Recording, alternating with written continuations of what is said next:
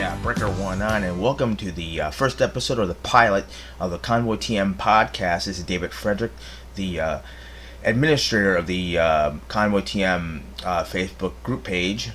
I first want to shout out to two names. First, member Chat Glasgow. He commented he was going to come up with his own podcast. I hope he's successful, and whatever material he's going to talk about besides the film. He inspired the idea of a podcast. I should have thought of that myself. So I want to thank Chet for inspiring that idea. And again, I hope you come up with a successful podcast yourself. And the other one is a member of the Facebook group page and the co-administrator, Ed Floden, Illinois. He came up with the website and inspired me to come up with the name ConvoyTM. He has cwmccall.com.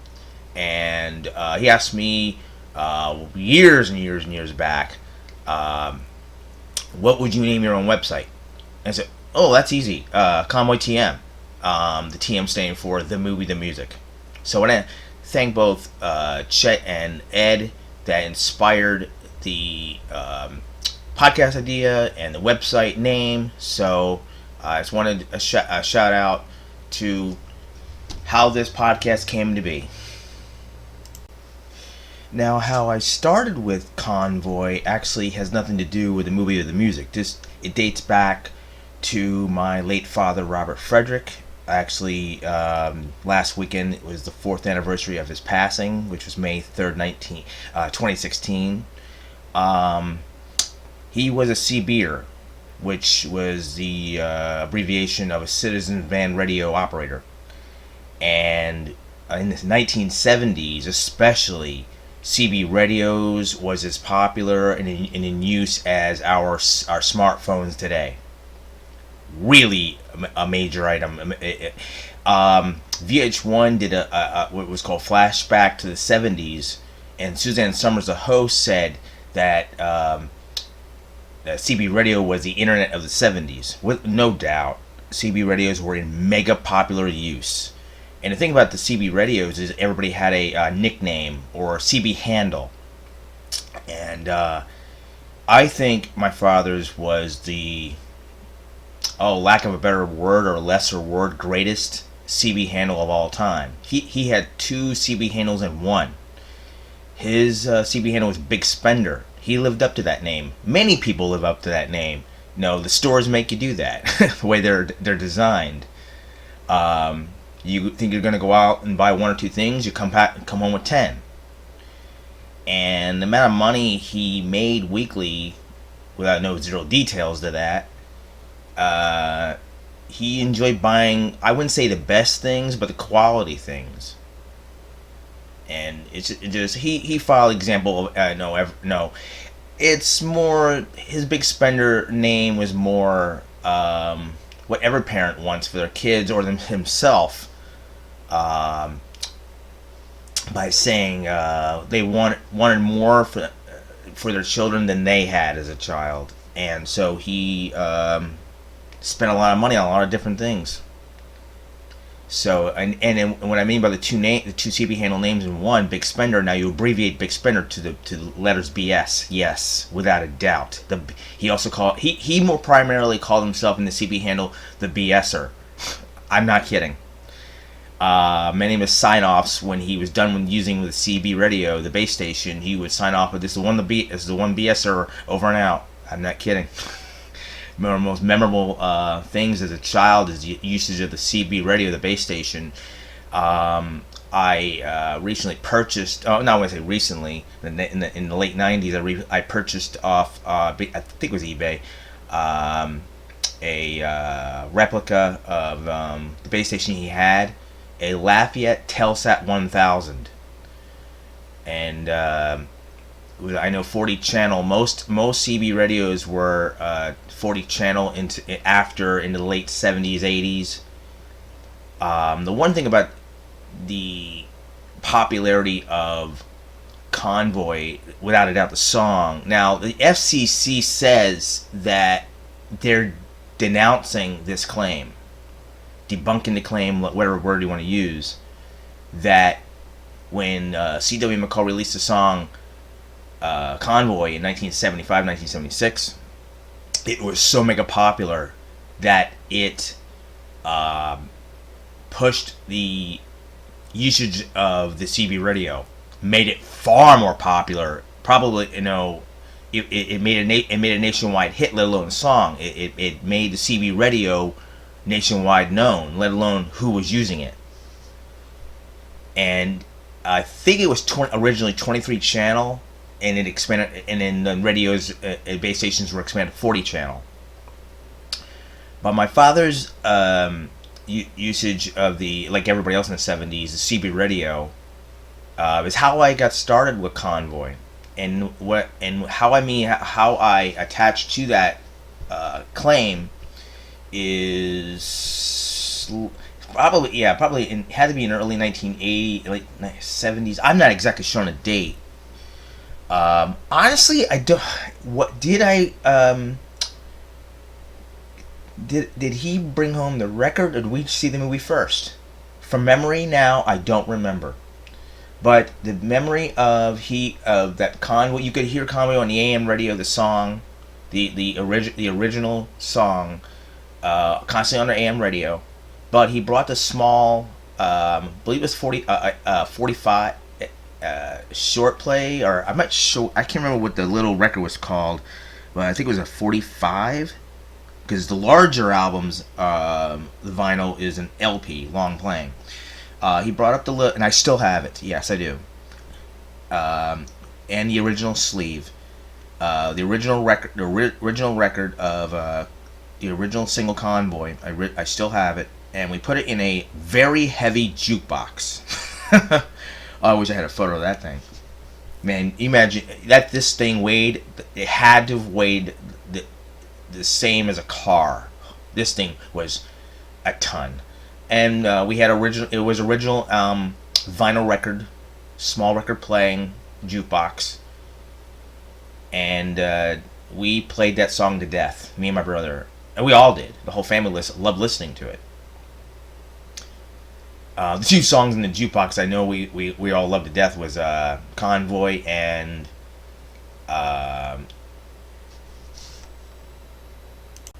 the song Believe It or Not, which became the theme song of the Greatest American Hero TV show, and it was a major hit song on the radio, still is today.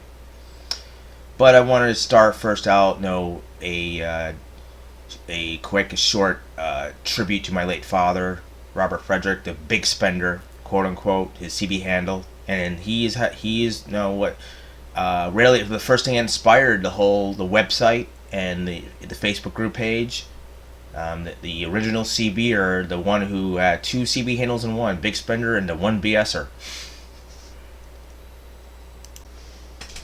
I wanted to continue a little bit more on my father's usage of the CB radio. Besides the base station we had in Norristown, Pennsylvania, which is a small town a hair outside of Philadelphia, where we lived in an apartment complex. He was the superintendent or manager of the apartment complex, and he had a very large antenna array.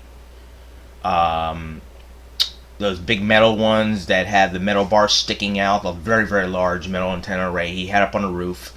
And he taught us a lot about the CB radios, the CB handles. We constantly listened to the CB radios. I remember just the one base station, but in the later years he said he had a lot of mobile radios, the ones you put into cars and trucks. He had many models. The one I most remember is the Midland. And he said he had the brand name Cobra. He probably had many of them. We had a few. I remember a few of them. I used one or two, and he probably went through half a dozen. Had a half a dozen mobiles. And my mother, I'm not sure if this was. He registered the CB handle Big Spender. I do know that because he had an actual badge that you could clip to your shirt or jacket. He had. Oh my God! It would have been a holy grail for me to ever find his badge like a shirt badge that it has a needle in the back that you can stick to your shirt or jacket. He had a badge that said Big Spender, and it was legally registered. You had to legally register your CB handle. My mother, the claim was her CB handle was Mini Spender. Our late mother, who passed in 2018, Harriet. She was on the CB radio a little bit more of a contact. Or talking to my, talking to Dad wherever he was coming back from. But no. In the trips we took to Atlantic City, we took up to Plattsburgh, New York, where he is from. And one name he called out a lot to. When we got within I think it was I-87, I'm not mistaken, up to Plattsburgh, New York, and about 3/4 into the trip upstate New York, he would get on the radio and say, "Hey, sweet thing." Somebody was up there with that CB handle, and he was assuming everybody was still using the CB handle. Two interesting stories about his CB usage.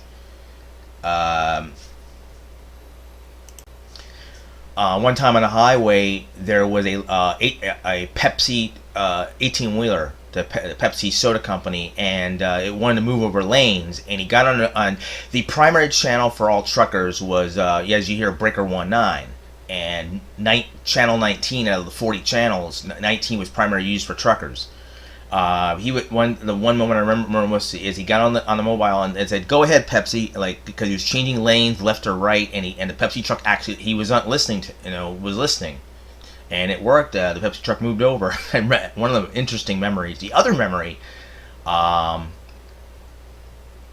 don't know if my brother Donald, but I assume he's been told this story. I've told this story to him, that when he was, just as he was born and Mom went into labor, January of 1977, a major snowstorm occurred, and into Philadelphia. I'm not sure if it was a turnpike or Schuylkill Expressway. I'm not sure highway it was, but it was a major snowstorm. Mom was going into labor, and he gets on the CB, and he needs. I guess so bad. It's a snowstorm that he asked for a truck escort, as what a convoy would be. A definition of a convoy is a protected escort by written definition. And he says, I'm taking my pregnant wife to a hospital. We're going to Nathers Hospital in Philadelphia. So he got on a mobile. I need truck lights, something like that. And that's a story that he asked for a truck light escort into Philadelphia, or what part of the Nazareth Hospital Philadelphia was in. That's the story that how my brother Donald was born. That he got on a mobile CB and asked for a trucker escort with lights so he could get through the snowstorm. Yeah, I can't imagine. It's just. Yes, it'll be an interesting story, if not a sight, for my father to ask for help. Well, he's dealing with a pregnant woman. But it's two stories I had to add on, and this the interesting stories about my father and the CB radio. Now, the Love for Convoy, the movie. It started with, we saw it, I believe, on HBO home box office way back about 1980. Because it aired on ABC, the TV network, by 1981. I think we saw it on HBO first, and I didn't even know. Maybe I was too young. When it was released in 1978 in a theater, I had no idea about that. But we first saw it on I believe it was cable television. I did see I've seen Convoy twice. I'm not sure about the 1981, but. It was somewhere in the mid-late 1980s that I saw Convoy. I didn't watch the whole film on TV. That I remember it was on it was WPVI, the Channel 6 Philadelphia, and it was we were finishing watching the news, and it was Jim Gardner, the anchor. He's still the anchor after all these years. Amazing. He said, next up on WPVI is the late night movie Convoy, starring Chris Christopherson and Ally McGraw. I was surprised. Well, they're airing Convoy this late at night on Channel 6. Oh, I said, yeah, no, I'm still young yet, in my mid-teens, so I didn't really stay up to watch it. I had already watched it so many times, probably on cable. But when we first watched on HBO, I believe, one of the most memorable moments during the film was when I think it was my father inspired how I commentate about movies. And remember, every time I've watched the movie, I've shown my neighbors, shown anybody the film, I cannot resist to commentate during the movie about the good, the bad, the ugly, the negative, positives, what's going on in the film. I cannot resist commentating. Can I just watch a movie without saying anything? I don't think so.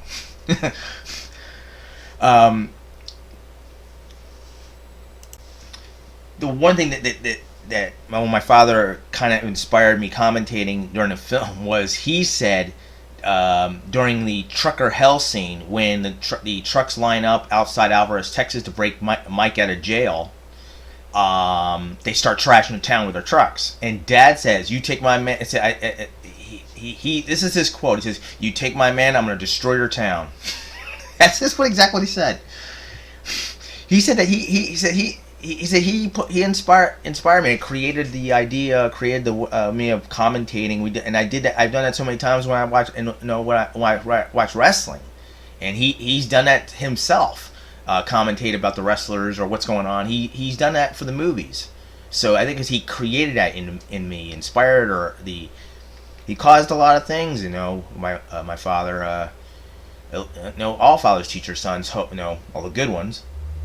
Taught me family and work ethics, but the one thing that the most memorable thing about him was the CB radios, and when Convoy, when he brought the record home, we watched the movie. It was all because of him, but that's how originally how Convoy started with me, and then in 19 I later learned when I started researching about the film, when Convoy was released on video in I guess we call Region 1 now, but VHS. It was released in 1986. That the MGM or United Artists Movie Library was sold at Turner Broadcasting, and TNT and TBS began airing it a lot. That's how I remember watching a lot because Turner Broadcasting purchased the rights to a large United Artists who released it in the theater. So when the networks TNT and TBS began airing it, that's where I remember watching a lot, mid-late 1980s. But then in 1989, it was released to video, if that's the exact year of the VHS release. Thorn EMI, who produced it, the original theatrical film, put it on video, and he put Thorn EMI on the side of the container, and he brought it home as my 18th birthday present. Well, it was a couple different things I got for my 18th birthday, but that's one of them. And watched it on video for the first time. And I'm gonna have a separate podcast about the film. That's gonna be a far larger episode about the movie. Then it was somewhere, I think 1996, I think, earlier, 94, 96, somewhere in that era, that I put an ad out in a newspaper, not the Philadelphia Inquirer, some newspaper trade ad looking to purchase the original videotape, and a video company in Center City, Philadelphia, called Liquidators. And they were not liquidating. They're not selling off their inventory, but they were called Liquidators. And they said they would sell the video to me for $10. Oh my God, on my bike, and I was there in like 1 minute flat. And it's a good 15-minute trip, 15, 20, maybe depends on how fast. I was at 4400. I'm not gonna say the exact address. I was at 4400 in West Philadelphia, 4400th Street, and it was somewhere in the early 30th, 33rd, 34th, 35th, 36th, somewhere in that area of Center City, Philadelphia. I raced my bike down there, and he was already playing the video on a portable TV VCR, or on his counter, making sure it was working. And I still have that tape, VHS tape. and the cover I had Bill Free, C.W. McCall. I learned of how to make contact with him, and he signed it, and it's one of my prized treasured possessions of the Convoy memorabilia. But that's how I started with the Convoy film. Okay, I'm going to wrap up this first episode of the ConvoyTM podcast, and I've gone over how my late father, Robert Frederick, inspired the love interest for Convoy, the CB radios, how I started with the film, the music. So I'm going to wrap up, and there's going to be many more episodes coming. I'm not going to put them up the episodes every day, but I'm going to be recording and putting up probably if I have the patience, maybe once a week or every couple of days. I'm not sure yet, but I want to wrap up this podcast. There are many episodes I thought of ideas I'm gonna be talking about. So I've always wondered, or I'm not sure what I would use for a CB handle. One of my original internet logins, was Convoy 1971, the ConvoyTM. I'm not sure what a handle would be, but see you on the next episode.